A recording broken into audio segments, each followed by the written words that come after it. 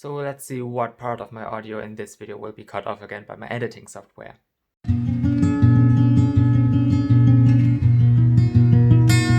Hello and welcome back to my channel everyone, and today I will be talking about spirit belief and German folk magic. If you're new here, welcome.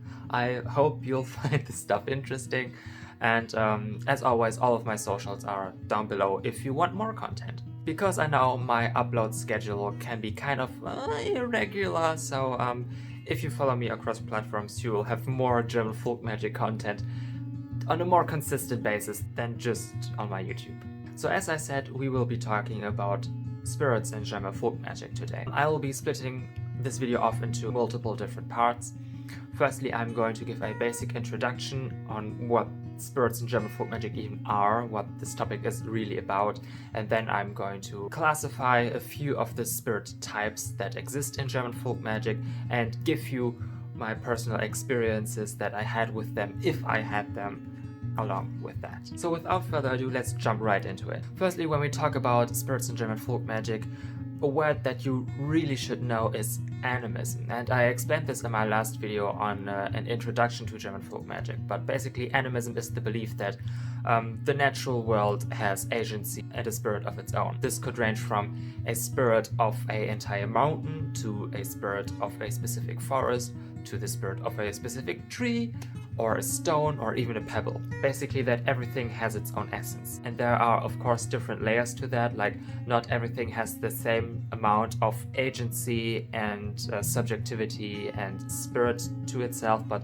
that's a conversation for another day and I'm not going to get into that right now. So one thing that you really have to know is how a spirit interacts with the people that surround it. So if you want to learn about how spirits are viewed in German folk magic, you kind of have to envision a sort of spiritual ecosystem that exists on top and with the current ecosystem that we can see with our eyes, for example. According to this belief, there are different types of spirits that live in different parts of nature and even our homes and interact with each other and the perceptible world in different ways. Some spirits are more dangerous, some spirits are more benign, and most spirits honestly kind of teeter-totter within this line. There are two main points that I want to get into in the introduction when talking about spirits. One would be landscape and surroundings, and the second one would be people. And both kind of interact with each other as well. So firstly, let's talk about the landscape, and I'm going to talk about this later on in the video when we talk about land spirits a bit more, but I wanted to bring it up already here. Landscape influences the spirit that live there. For example, you won't find a mountain spirit in a place where there's no mountain. You won't find a river spirit in a desert. And just like the landscape influences the people and the cultures that live within it, the same can be said for the spirits. And this also leads directly into my second point. The people that live in the mountains of Germany will have a vastly different understanding of the spiritual world than the people living in the lowlands. These people groups will also develop their own terminology for these spirits to classify them. And here's where it gets a bit tricky. If you accept the fact that the attributions, names and associations for a spirit were given to it by the people that interact with it, could you make the argument that related sounding spirits from all over the world are in reality just the exact same type of spirit, just viewed through different cultural lenses? Personally, I don't really know. I don't really have an opinion on that, and I don't really care. And this kind of stuff can also extend to belief in deities, and I don't want to promote this kind of view that you can just mix and match every deity and spirit because they are all the same or come from the same source. This can lead to a lot of problematic behavior, especially if we get into the territory of closed practices. So regardless of if you believe that everything is kind of the same, viewed through different lenses, or if there are actual very different and distinct spirits that seem kind of similar on surface level, it doesn't really matter. What I'm going to be talking about here is just the German cultural lens on spirit, or more specifically, different German lenses on the spirit world, because remember, there's not one single unified German spirit belief or folk magic or even culture for that matter. Now with that out of the way, let's get more into the meat of what this video is about. So as I already said, there are different types of spirits, broadly speaking. I categorize them as household spirits, land spirits, the spirits of the departed, and a miscellaneous category. However, I will say though that these categories aren't closed off to each other. These are just broad categorizations to kind of get a system into German folk magic belief. And you know, as spirits come, they often transgress and break these boundaries. Liminality is a good way to put it. Not being quite here and not being quite there. And this transgressiveness and not being able to be fully categorized is actually a big part of German spirit belief. So let's start with the broad category of household spirits. As the name suggests, these are spirits that live within your home, and they are generally closely linked to humanity. And as a result, they often tend to be more benign. One of the most famous household spirits that you'll come across in Germany are the so-called 𝔖𝔨𝔢𝔫𝔨𝔶𝔨𝔢𝔫. And they originate in a folklore story from the city of Cologne in central West Germany. However, even in my region, northwestern Germany, there are spirits that we call 𝔖𝔨𝔢𝔫𝔨𝔢𝔫. However, I do not know if that was their original name or if the word 𝔖𝔨𝔢𝔫𝔨𝔢𝔫 was just taken from that folklore story to give the spirits here a more recognizable name. So again, different regions in Germany will have different terminology for these spirits, also depending on local dialect. There are even spirits that live exclusively on ships called 𝔖𝔬𝔬𝔢𝔨𝔢𝔫, which can be broadly also categorized into household spirits, since they also live with humans in their constructed homes. The belief in spirits ranges far into the past and can be also found in other cultures, for example the ancient Romans or the ancient Greeks. They had so-called household deities and an extra shrine dedicated to them in the homestead where offerings would be made to them. Due to our scarce source material, we don't really have a clue if a similar thing happened with the Germanic tribes of the past.